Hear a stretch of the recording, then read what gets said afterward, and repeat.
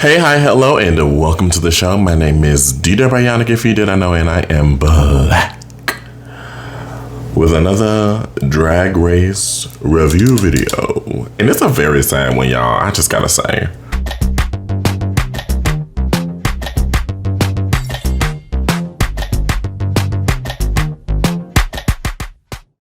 I think I had posted on my channel, like on the post tab or whatever the hell that is, that I was going to be doing these videos on Mondays. I might shift that to Tuesdays just to give myself a little bit more time. Mondays are usually my days where I like run errands and do all kinds of stuff. I'm going to try for Mondays, but definitely Tuesdays at the latest. These Drag Race review videos will be coming out. And honestly, I think that's a good, like Monday, Tuesday is a good time frame because the episode will be coming out on Friday, the newest episode, so it'll give it enough time. Whatever, y'all will be ready and prepared and refreshed for next week's episode. I took a lot of notes for this episode. Shout out to this channel, this Instagram page, I found them through watching IMHO, because Drag Race apparently doesn't post all of their looks anymore. I don't know what the tea is on that, but there's this Instagram page, drag.looks. Shout out to them for posting everybody's looks. So that's who I will be using to get the looks from now until the foreseeable future. I remember the RDR live challenge from All Stars 8, I believe it was. And I remember thinking it was really funny. I feel like this iteration of it had the same syndrome of the second iteration of Daytona Wins, where the first one was so funny because we didn't know the fart gag was coming, and the second one, I didn't love Daytona Wins the second time they did it, and I didn't love this the second time, this RDR live idea. I think it's a great concept. I think with stronger writing, it'll be better next time, but I think that the queens did a great job with what they had. So we start the episode off, like I said, I got notes, y'all. I got pages on pages on pages on pages of notes. So we're going to go through this. We're going to talk about the key points. Before I get into all of that, make sure you like, comment, subscribe, and hit that notification bell if you want more Drag Race review videos from me.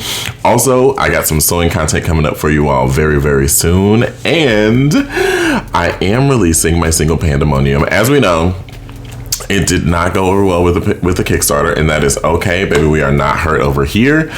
I will be releasing the song before the music video comes out, which was not my original vision, but that's what this year is about, not following your original vision.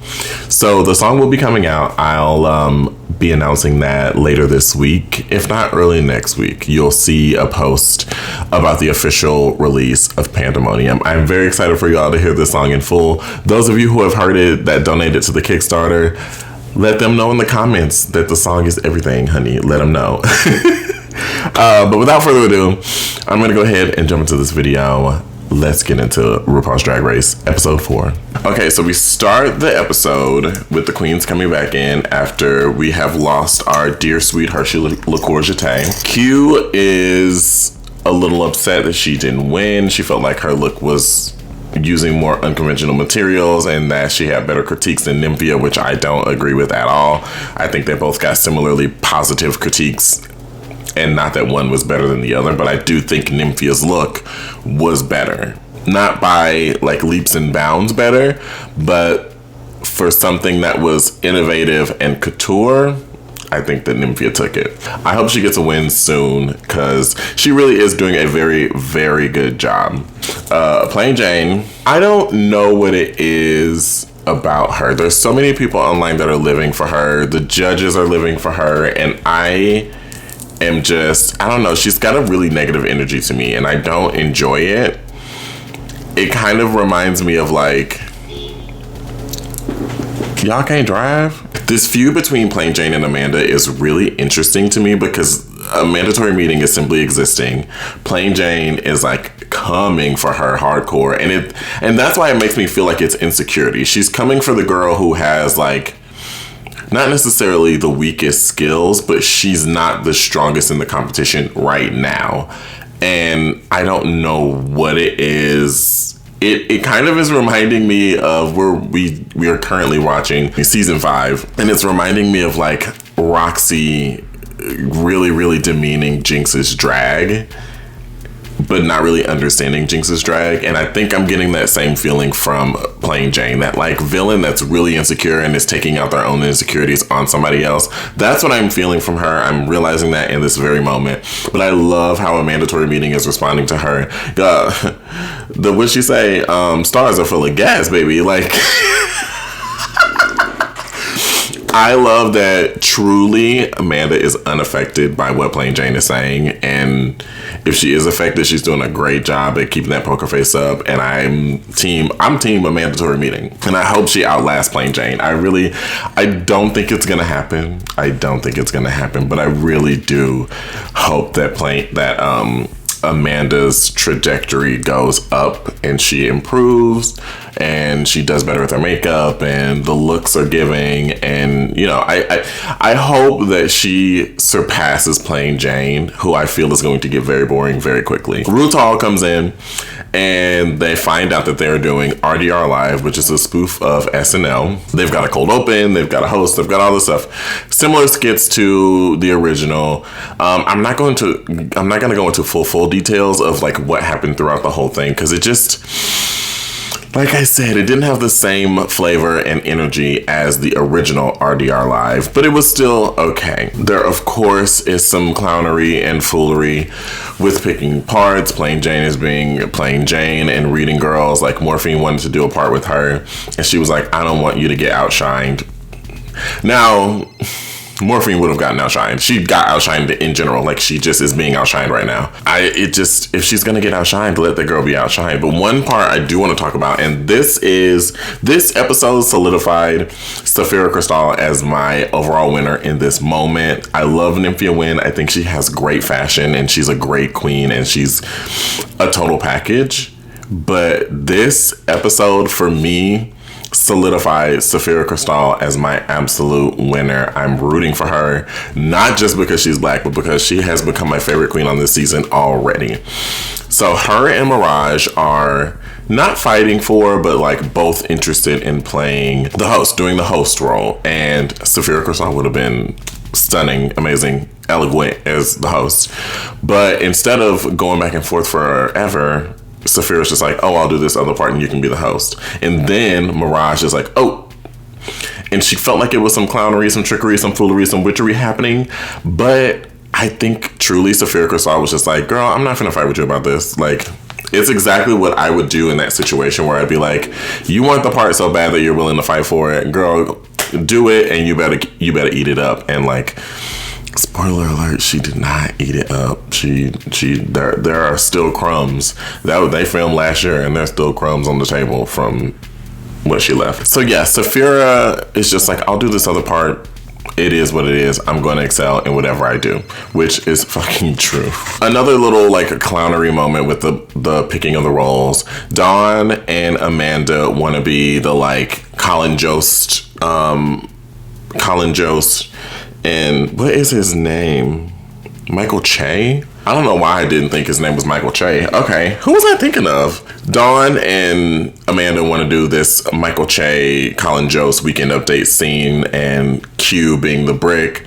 Plasma was wanting to do one of those parts because she doesn't want to get pigeonholed into this like old woman box, even though that's kind of what she does. But they want her to play the Barbra Streisand role, and they're like, honey, you're gonna kill it, you're gonna eat it. It did seem a little condescending, it did seem a little shady,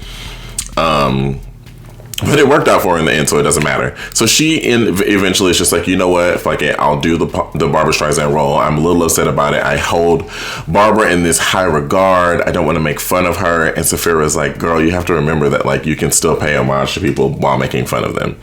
And then they do the thing I love. Listen, y'all, the edit on Drag Race this season is giving. Barbara, please. Barbara, please. Plasma is talking about Barbra Streisand, and they edit it in that way where they like do like fade transitions as if she's been talking for hours and hours and hours. It is my absolute favorite edit. Between that and the shady rattlesnake noise, baby, they are eating me up this season. So they did that to her. I absolutely love that. Mirage, she's sitting off by herself. She's really insecure about it.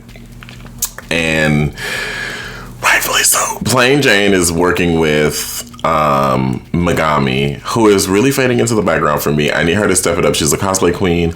I love a cosplay queen. As a cosplayer myself, I want to see something really exciting from her, and I've yet to see that. Her and Plain are walking around the workroom, and they're like stopping and talking to people and being shady or whatever. And as Plain Jane is walking away from Morphine Love Gian, Morphine goes, "She's a fake fucking cunt." Yes, she is a fake fucking cunt. That was amazing for me. So after that, Rue and the hilarious Ross Matthews come into the workroom, and they're doing their little consultations with everybody. And Maya Iman LePage is like not necessarily fading into the background, mostly because she's been in the bottom, but I can sense that she has an exciting energy about her, and she's just intimidated, and I really hope that she shakes out of it this next episode. But she has this energy about her that I really, really like, and I think the judges see it also, because Ross and Rue have a really beautiful moment with her where they're just like, you gotta come out of your shell. I can see that you have it, and I understand why you're intimidated, but you got this. Like, it was a really beautiful moment, and I love when they have those really tender moments with some of the queens. We find out that the runway theme is Night of 1,000 Shares. I do really love Cher. I love her music. I maybe don't listen to her music as much as I thought I did. I love Cher's fashion. I think she is an icon. Cher is a fashion icon. She's a music icon. She is the moment. We love Cher in this house. And Night of 1,000 Shares is a long time coming. We have a really, really beautiful moment while the queens are getting ready, because I forgot to mention this. They're doing everything live. Not live, obviously, for us, but like live in one take for the judges, like on the runway. So while the queens are getting ready for the challenge, Geneva and Tsunami are talking about being dreamers, which, if you don't know what a dreamer is, it's a person who is essentially, the long and short of it is someone who is in the country legally, but kind of in limbo. Like, they don't have true citizenship just yet, but they are allowed to work and like be on Drag Race and, make money and kind of live and exist here in America. But they were talking about how it's kind of always walking on eggshells because they can revoke that at any moment, and how important DACA was. And so I'm glad that we got that moment, because I really didn't know a lot of what they were saying. I didn't know a lot of what they were talking about as far as what DACA is and how it benefits dreamers, and how, people come to this country looking for asylum, for help, for an escape from the danger that is where they are originally from. And I believe that people should be able to go wherever they want to. Like, I truly and firmly believe that immigration does need to be regulated, but it doesn't need to be regulated in the way that a lot of conservatives and Republicans and people in government in general are trying to build walls and all this other shit. That is disgusting and deplorable to me. I feel like if America would just take a minute to be single and to really step back and look at all of these laws that were written and built years and years and years and years and years ago, and look at take the ones that obviously don't make sense anymore and remove them, restructure the government. Our government needs so much restructuring right now. It's insane. It's insane that we live in a country that's supposed to be one of the greatest countries in the world, and it really is not. And that just is the facts. So I hope y'all vote this year. If we all got together and voted for somebody that wasn't the typical two-party system, that's another thing that really needs to go to hell, is the two-party system. We just need... We need somebody who's not an old white man, even if it's a young white man. Like, we need to put a cap on the presidency. If you are over the age of 65, you should not be running for president. If you're going to turn 65 while you're president, you should not be running for president. Like, it is insane to me that someone who is 70 years or older is running the country and so far behind. And all of these people in Congress who are falling asleep, who are old, who are having mini strokes live on television, are running our country. Girl, you're not going to be here. Like, this isn't your country anymore. It is your country, whatever. But, like, give the people, give the millennials, give the Gen Z, give the Gen Alpha the control over what we're going to do with our future. We want renewable energy. We want equal rights for everyone. We want Roe v. Wade back. There's so many things that we want. We want ceasefire in Palestine. Like, we want freedom. And that is not a thing we have. So let me step up off my soapbox. I did not mean to get political. Let me have a sip of my coffee and we'll get back into Drag Race. We also find out in this really funny little moment, moving back into the episode, that a mandatory meeting is a ghostwriter for OnlyFans creators. The straights are quaking, honey. They are shook the house down. Boots, if you are out there and you're messaging an OnlyFans creator, keep messaging. Keep putting money in the mandatory meetings pocket because I want her to go far. I thought she was crunchy and I was not interested when she first walked on the runway. But just the way she's handling the situation with Plain Jane, I am for her. I'm going to follow you on Instagram now, girl. Because at first I was like, I don't know. So after that, we go to the runway and we have the cold open. Geneva was supposed to be playing Lindsey Graham, and Miss Girl did not know who Lindsey Graham was, so it was bad. Tsunami and Morphine Love Dion are supposed to be like Anderson Cooper and Andy Cohen. It was okay. It was not great. Again, I would have probably put Morphine in the bottom. I don't know. I felt like Maya was in the bottom last week and then the bottom this week. Oh, I haven't even gotten that far yet, but spoiler alert, she was in the bottom. And I don't think she deserved to be in the bottom this week. I feel like she did a great job. I thought she was funny. I didn't think she was hilarious, but I thought she deserved a safe placement. If she wasn't in the bottom 3, like, she would have been like bottom 4 if there was a bottom 4. But that's all I have to say on that. Okay, so now, they have the cold open. It happens. It was not very good. I'm sorry. It was not very good. I did not enjoy it. They do the thing that they do on SNL where they say all the queens' names. They, for some reason, said Plasma's name by herself and everybody else was with somebody else. That was annoying. Or not Plasma, Plain Jane. And then we get Mirage as the host. And her inner saboteur was eating her up this episode, and it made me so sad to see. The second she walked out, I was like, wow, she looks stunning. She is so beautiful. And then she opened her mouth, and I was like, God damn it. Just was not good. Not a strong performance. Then we get the scene with Plain Jane and Megami. For me, it lacked energy. It could have been funnier. I felt like it just lacked it. I felt like the whole thing kind of lacked energy, but that's just me. We get RuPaul as the musical guest, and RuPaul heard y'all saying, yes, queen, give us nothing. And she came out there and gave y'all a little bit of something. I thought it was great. I would love to see RuPaul actually perform live and stand in the middle of the stage and do this little wiggle thing. Listen, I love RuPaul. I love when Ru comes out and gives us a little two-step, a little shimmy, and a little lip sync. It's great. I love it. I absolutely love it. And she looks stunning the house every single time. The little weekend update section with Dawn in the mandatory meeting. Meh. What's her name? Q came out as the brick that was thrown at Stonewall. Everybody else seemed to enjoy it. I thought it again lacked energy. I just thought the whole thing lacked energy. Even the Barbra Streisand quartet thing, it was great. Plasma was the standout of the episode for sure. Her singing, her acting performance was really great. The three of them together were very good. Plasma, Nymphia Wind, and Saphira Crystal, the three of them were great together. But Plasma was a standout for all of the sketches. So now we move on to the runway. Like I said, I did not love the challenge. I thought it was okay at best. It wasn't horrible, but it wasn't great. You know what I mean? Like, it was okay. It was okay. Now on to the runway. First up, we have Tsunami Muse. And this Cher look she's doing is fucking stunning. This is spot on. The Cher reference is very clear. Love it. Morphine Love Dion is in this Oscars look when she won for Moonstruck. Listen, and I'm going to say this every single time I see her on the runway.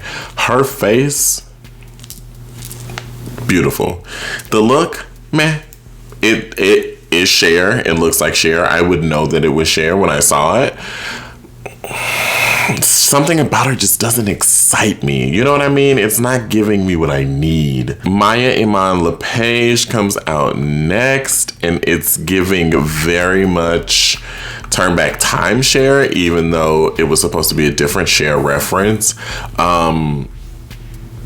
She looks good. She's beautiful, but it wasn't the look she was going for, and the look she was going for was really plain and boring in a weird way. Not like Cher. It was just like, oh, this is Cher. This looks like the burlesque premiere. Girl, you could have picked a better look. Geneva. The first thing I said when she walked out was, does she cinch? Now, let me say this right now before y'all try to come for me in the comments. I don't think all queens need to cinch. I don't think everybody needs to cinch. I think you can look however you want to look on the runway. But this look, it makes her so boxy looking. Especially with this piece in the middle. And like you see on Cher's look, it's got the cutouts, the sleeves are open, there's the high neck, and it's almost like a midriff, it looks like. It's not it. It is not it, girl. It cuts her off in a weird way. If she had just like hit like the hips maybe padded a little bit more. She doesn't even need to cinch. Maybe she padded a little bit more so that her body looked a little bit more proportionate. I don't know. The curvaceousness is not curvaceousing, and it also is just kind of like, it looks like a store-bought circus costume in a Spirit Halloween way, which I love Spirit Halloween. Up next is Megami. Listen, Megami is another one that is not very much exciting me. She's giving Turn Back Time Cher. It definitely is. The reference is immediately there. I recognized it the second she walked out. But again, just not the energy. Where's the energy? Where's the flavor? I'm ready for her to give me what I need. Plain Jane is up next, and she comes out in the Met Gala, the fur silver nude illusion. I'm not gagging, only because I feel like the fur goes up too high. I feel like the nude illusion was not nude illusioning enough as far as like where it is placed on Cher's garment and where it is on her. It's a good replica, and the hair is not Cher at all. It's not long enough. The hair should be down past the tits, all the way down to the butt. Like it's not giving Cher in that way, but it is a beautiful look. And she looks good. A mandatory meeting as Cher Barbie. Now listen, here's what I don't like about a mandatory meeting's makeup. She does, I'm gonna take my glasses off so you can see. So imagine I don't have eyebrows and I paint my eyebrows up here where the top of my eyebrows are, like most drag queens do. Her eye shape goes up here in this area, and it cuts her face in a weird way. So instead of, and her lid is really small. It's too big for her face. First she was painting too small, now she's painting too big. She's got to find the middle ground. I think she could go with a more delicate, like soft shape. I don't know. That's the thing that's bothering me about her makeup. But the look, the garment is very beautiful. I think the fit's a little off just in the boob area, but it looks good. She looks good. Dawn did this 70s look. And I initially in my notes wrote down that it's good, but now that I'm looking back at it, I would not think Cher when I looked at this. And I think that's the thing with these Night of 1,000 runways. You can pick an obscure reference, but it's got to be one that's obscure but noticeable, like memorable. Like Bob. Well, first of all, Bob was gonna be memorable anyway because he was the only one not in a fucking kimono. But like Bob's Girl Scout look for Night of 1,000 Madonnas. Obscure. Who would ever think of dressing as a Girl Scout Madonna for a Night of 1,000 Madonnas? Not the comb bra, not any of the other iconic looks. Freaking Girl Scout. Like, that's an iconic, memorable moment. This is not memorable. And I really do, I think we were watching I Made Show and they said this, or I forget who we were watching said this, but it would have been so cool if she pulled a detox and came out completely in grayscale and did this look in grayscale. Then I would like it, I think. But the color story is very blah. And I don't love it now the more that I'm looking at it. It really doesn't give Cher. The hair is not really long. She's got a bang in this picture. I don't know. I'm not gagging for it, but she looks good. Her face is always good. Q. Okay, so Q in this Bob Mackie recreation. Q makes most of her looks. She did not make this look. I found that out online. It was made by her drag mom, I believe. Spot on. Gorgeous. I mean, like, you could have told me this was a real Mackie and I would be like, okay. Like, Q always looks the fuck good. If Q don't do nothing else, Q's gonna look the fuck good. Plasma. Okay, so Plasma wore this, where is it? Yes, here it is. This, I forget what event this is. I think it's another Met Gala, but she looks beautiful. One thing I need from Plasma is bigger hair. She's worn this like short slick back hair and it makes her head look small. So I want to see her in bigger hair, something more full. But this look, exquisite. Exquisite. This is what I've been waiting for. This is what I asked Plasma for last week in my video. Is something a little more like something, yes, this is exactly what I wanted. Nymphia Wind came out as Egyptian goddess. This could be seen as problematic. I don't know. I think she looks gorgeous. I think the Isis wings are a good touch. I think the replication of the look is spot on, and I think she looks beautiful. And that's all I'm gonna say. And last but certainly not least, we have my queen, Saphira Crystal.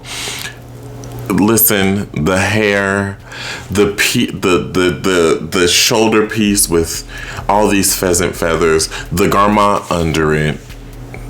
How could you look at this and not be like, wow, that's a winner? Like, she turned the corner and every time she turns the corner, I can't breathe. I am literally breathtaking every single time she walks on screen. So, Saphira, you won the runway. You might not have won the challenge, but you won the runway. So now, Raider Queen is done. No more Raider Queen, at least for now. It could come back, you never know. Immunity, nobody's using immunity, which they knew that they wouldn't need it. We have our top three and our bottom three.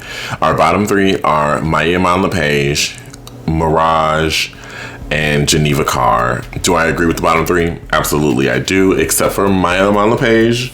I would have put her as number 4 and switched her with Morphine Love Dion. I think Morphine Love Dion's look was a little stronger, and that's why she didn't end up in the bottom. But I thought Maya's performance was stronger, so I don't know. But that's our bottom three. Our top three is Q, Plasma, and Plain Jane. I don't think Plain Jane should have been in the top. Personally, I feel like it could have just been a top 2, and it would have been Q and Plasma. I was not really impressed by anybody else. Maya does this Cher impersonation. I'm just gonna put the clip in. I'm great. I've been saying it nonstop since it happened. I'm great. Didn't write down exactly what they had said about Plain Jane or about Mirage and Plasma. Mirage kind of shot herself in the foot and didn't seem confident just from the start. And Plasma also wasn't confident from the start and felt intimidated by having to portray Barbra Streisand. But they were like, girl, if you're good at something, do it. And she was absolutely incredible at it and did an amazing job. Absolutely loved her, Barbra Streisand. It was incredible. So we get our winner. Plasma is the winner of this week's challenge. Absolutely. Congratulations, Plasma. You are well deserved in that win. And our bottom, I'm great. Our bottom two is Geneva Carr and Mirage, and I do agree with that bottom two. The two of them, I mean, Lindsey Graham, where? It was not Lindsey Graham even remotely, and Mirage really did do a bad job hosting. So here is where my heart is broken. I see Geneva Carr, Mirage bottom 2. I'm like, Mirage is taking it. There's no way she's not going to win this lip sync. They're lip syncing to Dark Lady by Cher. She starts dancing. She does this spin. I'm like, oh, she has already won. They get close up on her face. She don't know the words. She didn't know a single word to the song. Nary a word was known. And the second I saw that and they closed up on her, I looked at my partner. I said, she's going home. He said, she don't know a single damn word. So at the end of the lip sync, and I mean, like, she is eating, devouring the lip sync. I mean, the dancing is just beautiful, but she doesn't know the words. And Geneva knows every single word, but is not doing as well. So at the end of the lip sync, we hear Michelle Visage go, not one word. And I mean, I knew the second I saw from her mouth that she didn't know the words. Not one word. I knew in that moment she was going home. And of course, Geneva Carr, Shantae You Stay, Mirage has this really dramatic breakdown. It's very upsetting. All the queens are crying in the back, and she just... Rue gives her some encouragement. She goes, this is not the end, it's the beginning. And I know it's hard to sing right now. Hard to feel right now, but trust me, this is just the beginning for you, and I see a bright future for you. Very beautiful for Rue to say, and very true, because Mirage is a very talented queen, and like, maybe there will be a double elimination somewhere down the road and she gets a chance to come back. I would love to see Mirage on my TV screens again. She is a fabulous queen, and hopefully at some point I get to see her live, because she has that thing that like Anitra has, and that if you watched this most recent season of Canada's Drag Race, Aurora Matrix, they have this like, when they perform, when they're out of drag, they're very just like chill, laid back, but when they're in drag, the performance, it's mesmerizing, absolutely mesmerizing. All I have to say about the elimination is, I was rooting for you. We were all rooting for you. How dare you? and that closes the book on this episode of RuPaul's Drag Race Season 16. We are now down to 12 queens. What did you all think of this episode? What did you think of Mirage's elimination? How do you feel? It broke my heart. I'm so sad to see her go so early. Who do you think is going home next? My money is on either Maya on the Page or Morphine Love Dion. I think those two right now are not performing high enough to me. Pardon me, spooky me.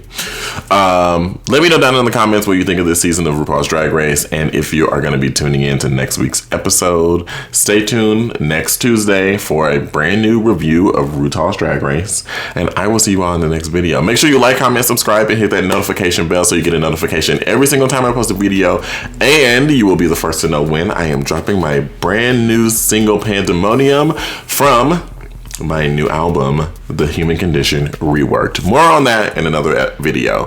Thank you all so much for watching, and I will see you in the next video. Love you, mean it.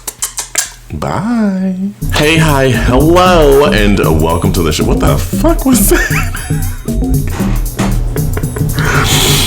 Hey, hi, hello, and welcome to the show. My name is DDare Bionic, if you did not know, and I am black, with another Drag Race video. Have y'all tried these Laneige lip sleeping masks? Girl, I use these throughout the day.